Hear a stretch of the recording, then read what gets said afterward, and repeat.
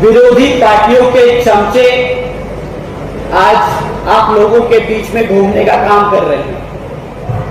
वह अपने आप को बाबा साहब का समर्थक, उनका फॉलोअर बताकर पार्टियों के नाम रख रहे हैं। कोई पहले अपनी पार्टी का नाम कुछ रखता है, उसके बाद फिर उसके सामने कांशीराम जी का नाम जोड़ देता है, ये दिखाने के लिए कि मैं बहुजन समाज का हितैषी हूं। पर साथियों, नीले झंडे वाले बहुत हैं यहां पर, जैसे भेड़ के रूप में भेड़िए। हेलो दोस्तों, स्वागत है आपका एक और नई वीडियो में। दोस्तों, आप जानते हैं केंद्र में लोकसभा का चुनाव आने वाला है। 2024 में तय होना है देश का नया प्रधानमंत्री। लेकिन दोस्तों, देश की जनता ने भी ठान लिया है कि इस बार प्रधानमंत्री किसको बनाना है। देश में दो बड़े गठबंधन, एक इंडिया नाम का, एक एनडीए नाम का, दोनों का भी जमकर मुकाबला होने वाला है।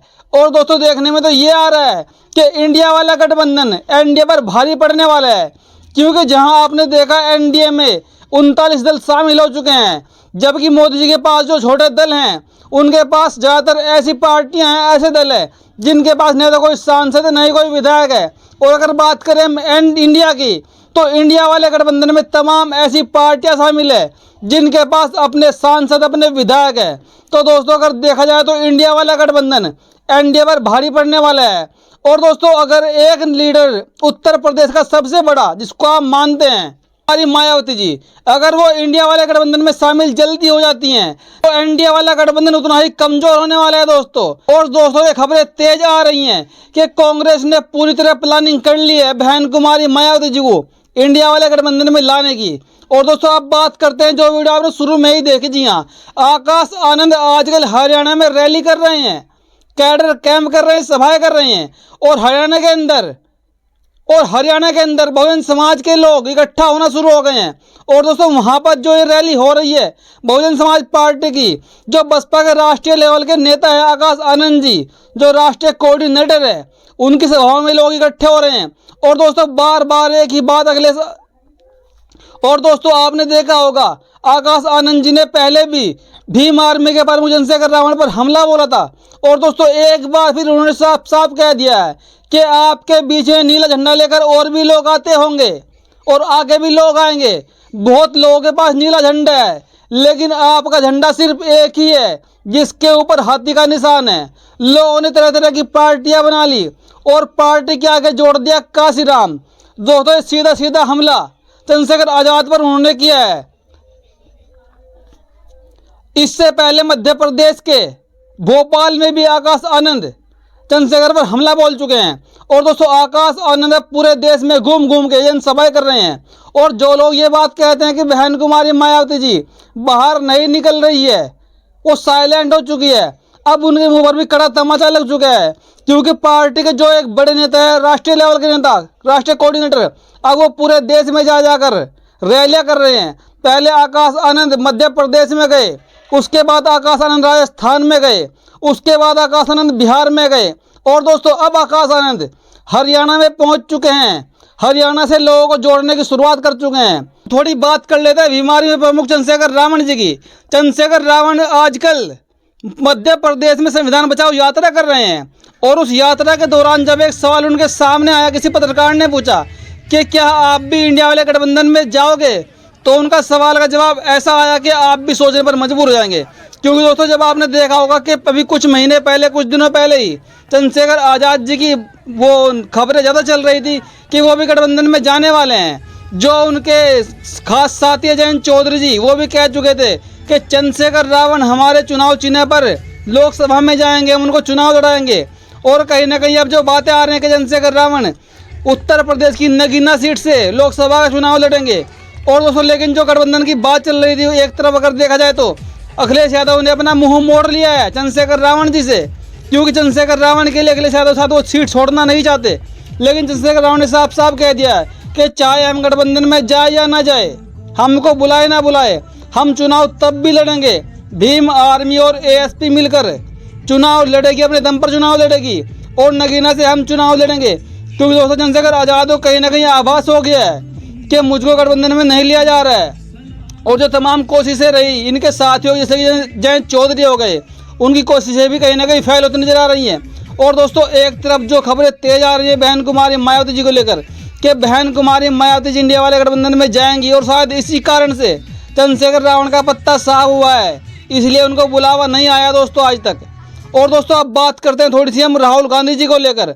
इंडिया वाले गठबंधन की तरफ से क्या कुछ चर्चा आई है महिला आरक्षण बिल पे। दोस्तों बहन कुमारी मायावती जी ने तो पहले ही कह दिया है कि इस बिल का कोटा चाहे 33 से लेकर आप 52% कर दीजिए, लेकिन उस कोटे के अंदर quota within quota SC ST और OBC के महिलाओं के लिए जरूर होना चाहिए, तभी यह बिल चल पाएगा, अन्यथा यह बिल ज़्यादा दिन चलने वाला दोस्तों नहीं है। और दोस्तों अब इसी बात को देखते हुए इंडिया वाले गठबंधन के जो फिलहाल में मुखिया है राहुल गांधी जी ने OBC के मुद्दे को लेकर संसद में हंगामा खड़ा कर दिया है और मोदी जी के चेहरे पर झुर्रियाँ पड़ चुकी हैं। उनका चेहरा देखने लायक था जब राहुल गांधी ने साफ साफ कहा कि गवर्नमेंट ऑफ इंडिया में 90 सचिव है जो देश को चलाते हैं, लेकिन उन 90 सचिवों में मात्र 3 OBC समाज के सचिव है, पिछड़े समाज के मात्र 3 सचिव। तो जो मोदी जी का OBC प्रेम है, दलितों का पिछड़ों का प्रेम है, तो मोदी जी का प्रेम वो आंकड़ों में क्यों नहीं दिखता है? क्या मोदी जी की बातों में सिर्फ पिछड़े समाज का भला होना है? क्या रियलिटी में नहीं होना है?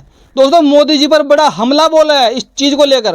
राहुल गांधी जी ने कैसे मोदी और अमित शाह की दुखती रग पे हाथ रख दिया है, क्योंकि OBC के मुद्दे पर कोई सफाई नहीं दे पाए मोदी और अमित शाह जी।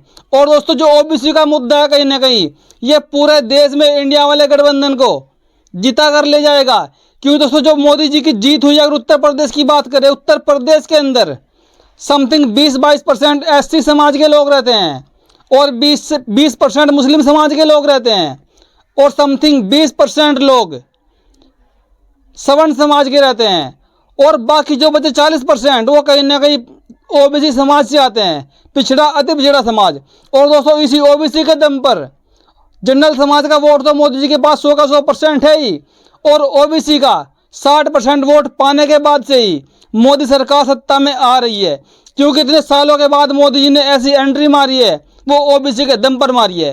कहीं ना कहीं आरोप लोग ये भी लगा रहे हैं कि मोदी जी ने अपने मुख्यमंत्री रहते हुए गुजरात के अंदर अपनी जाति को OBC समाज में डाल दिया था और तब से वो OBC समाज का राग लाभने लगे कि मैं तो OBC हूँ, इस बार देश का प्रधानमंत्री OBC बनना चाहिए। तो इस चक्कर में आकर OBC समाज ने भर भर के वोट दिया मोदी जी को और मोदी जी 2 बार प्रधानमंत्री बन गए और उत्तर प्रदेश के अंदर 2 बार BJP सरकार आ गई, क्योंकि मोदी जी ने एक जो प्लानिंग की थी वो तमाम ऐसे पिछड़े नेताओं को लेकर वो आगे लेकर आए, जैसे केशव प्रसाद मौर्य हो गए, ओम प्रकाश राजभर हो गए, स्वामी प्रसाद मौर्य हो गए। हालांकि फिलहाल वो BJP में नहीं है, वो उनके चेहरों को आगे करके सत्ता में बने रहे और सत्ता में फिलहाल वो वर्तमान में है। लेकिन दोस्तों राहुल गांधी जी ने उनकी ऐसी दुखती नस पर हाथ रख दिया है जो OBC का मुद्दा है। जब BJP सरकार OBC के दम पर सरकार सत्ता में आई तो क्या OBC के लिए कुछ नहीं करेगी? क्योंकि दोस्तों अब OBC समाज के युवा भी जागरूक हो रहे हैं, अम्बेडकरवाद की चिंगारी उनके अंदर लग चुके हैं, पेरियार के विचारों की चिंगारी फूट चुकी है, ज्योतिबा राव को वो पढ़ रहे हैं। ये बात आप भी दोस्तों अच्छी तरह जानते हैं। दोस्तों अब इसी बात को देखते हुए 2024 का पूरा चुनाव कास्ट सेंसस और OBC के मुद्दे को लेकर होने वाला है, क्योंकि जो इंडिया वाला गठबंधन है उसने पूरी तरह प्रखर होकर मुद्दा उठा दिया है कि देश में जातिगत जनगणना होना जरूरी है और अगर सरकार इंडिया वाले गठबंधन की बनेगी तो हम जातिगत जनगणना कराएंगे और फिर उसके हिसाब से ही प्रत्येक जाति के लोगों को उसके हिसाब से उसका कोटा दिया जाएगा, उनको उनकी हिस्सेदारी मिल पाएगी।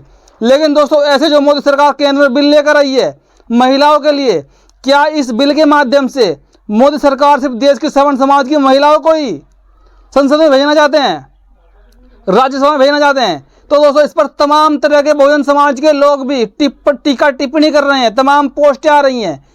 दोस्तों सोनिया गांधी तो पहले ही कह चुकी है, अपने भाषण में साफ साफ कह चुकी है कि इस कोटे के अंदर हमको कोटा एक और भी चाहिए, SC ST OBC की महिलाओं को अलग से कोटा दिया जाना चाहिए।